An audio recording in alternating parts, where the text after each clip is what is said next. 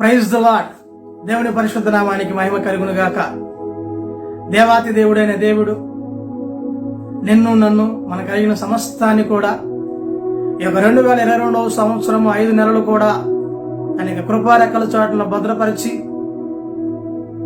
అనేకమైన విపత్కాలను మన జీవితాలు ఎదురైనా కానీ మనల్ని ముందుకు నడిపించి క్షేమముగా, భద్రముగా, సురక్షితముగా నిన్ను నన్ను దేవుడు ఉంచినందుకు దేవాతి దేవునికి ఎంతైనా కానీ మనము కృతజ్ఞతాస్తుతులు చెల్లించవలసిన వారమై ఉన్నాం. ఇక జూన్ నెల మొదటి దినాన దేవుడు మనతో ఈ విధంగా మాట్లాడాలని దేవుడు ఆశపడుతున్నాడు. సామెతల పుస్తకము 19వ అధ్యాయము 23వ వచనంలో ఈ మాట రాయబడి ఉంటుంది. యెహోవా యందు భయభక్తులు కలిగి ఉండుట జీవ సాధనము, అది కలిగిన వాడు తృప్తుడై ఏ అపాయము లేకుండా బ్రతుకును. ఏంటంటే యెహోవా యందు భయభక్తులు కలిగి ఉండుట మనం జీవించే జీవనానికి సాధనమై ఉన్నట. అంత మాత్రమే కాదు, అది కలిగిన వాడు దేవుని యందు భయభక్తులు, శ్రద్ధాశక్తులు కలిగిన వారంట ఈ లోకంలో తృప్తి కలిగి జీవిస్తారని మహాజ్ఞాని అయిన భక్తుడు మనకు తెలియజేస్తున్నాడు. అంత మాత్రమే కాదండి, కేవలం తృప్తి మాత్రమే కాదు, ఏ అపాయము లేకుండా కూడా వారు జీవిస్తారంట. అంటే అపాయకరమైన పరిస్థితులు రావని కాదు, కొన్ని విపత్కరాలు, కొన్ని ఊహించినవి ఎదురైనా కానీ వాటినన్నిటిని కూడా మనము దాటుకొని వాటిని ఎదిరించే సామర్థ్యాన్ని, శక్తిని దేవుడు నీకు నాకు అనుగ్రహించి మన యొక్క జీవనాన్ని ముందుకు కొనసాగిస్తాడని మహాజ్ఞాని అయిన భక్తుడు తెలియజేస్తున్నాడు. అయితే దేవుడు మనల్ని ఏ విధంగా తృప్తిపరుస్తాడు అన్న విషయాన్ని, కొన్ని విషయాలు నేను మీకు తెలియచేయాలని ఆశపడుతున్నాను. మొదటగా కీర్తనాకారుడైన దావీదు మహారాజు ఏమంటాడంటే, ఇదిగో దేవాతి దేవుడు నీ సరిహద్దులలో సమాధానము కలగజేసి మంచి గోధుమల పంటతో నేను తృప్తిపరచువాడు ఆయనే. ఏంటంట, మంచి గోధుమల పంటతో ఆయనను మనల్ని తృప్తిపరుస్తాడంట. మరి మనం గోధుమ తినడం కదండి, మనం ఏం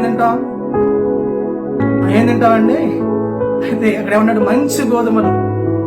అయితే మనము దేనినైతే మనం తీసుకుంటామో దాంట్లో శ్రేష్టమైన వాటిని దేవుడు మనకు అనుగ్రహిస్తానన్నాడు. ఇదేంటండి, అందరూ ఆహారం తింటున్నారు కదా అని మీరు అనుకోవచ్చు కదా. అయితే ఆహారం తినుట అందరికి సాధ్యం కాదు. చాలా మంది ఐశ్వర్యవంతులు, ధనవంతులు, కొన్ని వేల కోట్ల ఆస్తిపాస్తులు కలిగిన వారు కూడా వారికి కడుపు నిండా ఆహారం తినడానికి వీలు లేదండి. అందుకనే ప్రసంగి గ్రంథంలో అంటాడంటే, ఆహారం తినట కూడా యెహోవా అనుగ్రహించు భాగ్యము. ఒక పూట మనం ఆహారం తినాలన్నా కానీ అది ఎంతో దేవుడు మనకు అనుగ్రహించిన భాగ్యమే. అయితే ఏమంటే, యెహోవా యందు భయభక్తులు కలిగిన వారిని దేవుడు మంచి గోధుమల పంటతో ఆయన మనల్ని తృప్తిపరుస్తాడు. రెండోది మనం చూసినట్లయితే, ఆయన మేళ్లతో మన హృదయాన్ని తృప్తిపరిచే దేవుడిగా ఉన్నాడు. మొదటగా శరీరాన్ని తృప్తిపరుస్తాడు, రెండవదిగా హృదయాన్ని మేలులతో ఈ హృదయాన్ని నేను తృప్తిపరుస్తాను అని కీర్తనల పుస్తకము 103వ అధ్యాయము 5వ వచనంలో కీర్తనకారుడు మనకు తెలియజేస్తున్నాడు. హృదయము తృప్తి పొందడం అంటే మామూలు విషయం అనుకుంటున్నారా? హృదయము ఘోరమైన వ్యాధి కలిగినది. హృదయ ఆలోచనలు అనేకములు హృదయంలో నుంచి అనేకమైన మనల్ని ప్రేరేపిస్తూ ఉంటాయి. దేవుడు ఏమంటాడు తెలుసా? యెహోవా యందు ఎందరైతే భయభక్తులు కలిగి జీవిస్తారో నేను వారి హృదయాన్ని మేలులతో తృప్తిపరుస్తానన్నాడు. స్తోత్రం.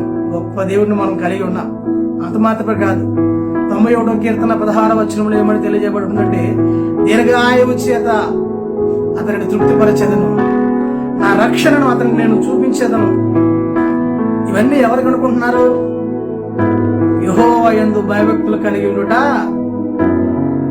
జీవనానికి సాధనం, దీర్ఘాయువు చేత ఆయన మనల్ని తృప్తిపరుస్తానన్నాడు. అక్కడ ఇంకో మాట రాయబడింది కింద, నా రక్షణను అతనికి నేను చూపించదను. అది ఏ రక్షణ అనుకుంటున్నారా? మనం బ్రతికి ఉన్న ఇన్ని సంవత్సరాలలో మనకు అనేకమైన అవంతరాలు, కష్టాలు, ఇబ్బందులు, కొన్ని జయించలేని శోధనలు ఎదురైనా కానీ వాటినన్నిటిని కూడా అధిగమించడానికి దేవుడు మనకు శక్తినిచ్చాడే. అదే అంటున్నాడు, నేను నిన్ను ఎలా రక్షించానో నీకు తెలుసు కదా, నేను నిన్ను ఎలా రక్షిస్తానో ఆ రక్షణ నేను నీకు చూపిస్తా అని దేవుడు తెలియజేస్తున్నాడు. దేవునికి స్తోత్రం, హల్లెలూయా. ప్రతి ఉదయమున నీ కృపతో మమ్మల్ని తృప్తిపరచుము అని మనం వేడుకోవాలి. అప్పుడు మన దినములన్నీ కూడా ఉత్సాహించి సంతోషించదము అని 90వ కీర్తన 14వ వచనంలో మనకు రాయబడి ఉంది. నీ మందిరం యొక్క సమృద్ధి చేత వారు తృప్తి నొందుచున్నారు, ఆనంద ప్రవాహ జలములోనిది నీవు వారికి త్రాగనిచ్చుచున్నావు. మనం దేవుని మందిరములో తృప్తి మనం పొందాలి. ఏంటంటే దేవుని మందిరం యొక్క సమృద్ధి. దేవుని మందిరం యొక్క సమృద్ధి ఏమనుకుంటున్నారు మీరు? మందిరంలో సమస్తము దొరుకుతాయి. దొరుకును సమస్తము యేసు పాదాల చెంత అనే పాట కదా. మందిరంలో దేవుడు మనకు సమస్తాన్ని సిద్ధపరిచి ఉంచాడు. యెహోవా యందు భయభక్తులు కలిగిన వారి కొరకు ఆయన దాచించిన మేళ్ళు అనేకములు. కాబట్టి ఈ యొక్క నూతన జూన్ నెల మాసం అంతా కూడా దేవుడు మనల్ని మన కుటుంబాన్ని భద్రపరిచి మనను అనేకమైన మేలులతో దేవుడు మనల్ని తృప్తిపరచాలని మనసారిగా కోరుకుంటూ దేవుడు మిమ్మల్ని మీ కుటుంబాన్ని దేవుడు ఆయన దీవించునుగాక.